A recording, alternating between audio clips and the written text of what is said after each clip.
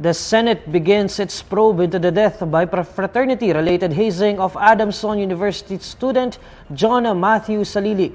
To tell us more, here's Beatriz Pinlac reporting live. Bay, what are the latest developments from the hearing?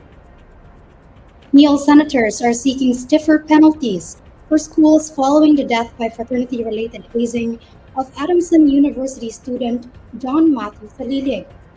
This was discussed when the Senate Committees on Justice and Human Rights and Public Order and Dangerous Drugs began its probe on Salilig's death.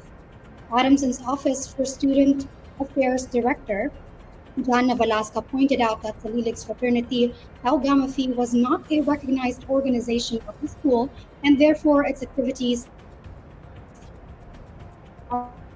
Senator Bato de la Rosa, however, slammed the policy of not recognizing other fraternities in their campus, saying this is tantamount to saying they don't care about these fraternities. If they knew other fraternities existed, de la Rosa asked why they were not regulated. He then said the university is seemingly washing their hands on this brutal incident. Senator Rafi Tulfo further grilled the school, calling them useless for not identifying and summoning fraternity leaders and members to discuss with them outlawed activities like hazing and harassment, among others. But Philippine Association of Colleges and Universities Legal Counsel Ana Maria Abad argued that they were acting on such issues by conducting orientations about school policies and regulations every semester. Senator Francis Tolentino, however, pointed out that while the new semester started months ago, its in-person seminar on the Anti-Hazing Act, Anti-Bullying and Drugs Addiction and Resistance Education was only scheduled on Saturday, March 18, a month after Salilig died.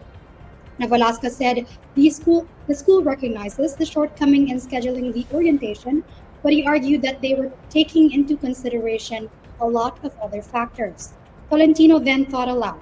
If the orientation was only scheduled earlier, could it have prevented the hazing death? Meanwhile, Roy de la Cruz, a neophyte who underwent hazing with Salilig, recalled earlier in the hearing that he had asked the fraternity members to bring Salilig to the hospital after seeing that the latter was having a seizure. But according to him, they declined the request and even got mad at him for raising a suggestion that was not allowed given the situation. Back to you, Neil. Are senators open to possibly amending the anti-hazing law? And do they see any flaws in the law, maybe in the law itself or maybe the implementation of the law that allowed this unfortunate death to happen? Yes, Neil, Senator Rafi Tulfo actually said he would be filing a proposed amendment to the anti-hazing law, which would add teeth to the legislation and hold liable school administrators, fraternity members and officials, and even owners of venues where hazing and welcoming rites are conducted. Senators Bato de la Rosa and Robin Padilla have expressed support for Tulfo and this bid to amend the law. And Senator Francis Valentino also said that the upper chamber aims to fine-tune the law based on the Senate hearings on Salilig's death. I'm also curious about their stand on reviving the mandatory ROTC because, as you know, in 2002, military training was made optional, fueled by the killing of UST sophomore cadet Mark Wilson Chua. So, what's the stand now of the senators regarding this issue? Actually, Neil, senators have aired opposing views on the calls to scrap the bill, the mandatory ROTC bill, following the death of Salilig. Among those who called to scrap the mandatory ROTC plan in view of the hazing death are Senators Coco Pimentel and Senator Risa Hontiveros, among others. Now, Senator Joel Villanueva, also a member of the Tau Gamma Phi fraternity, aired reservations about the bid to reinstitute the mandatory ROTC.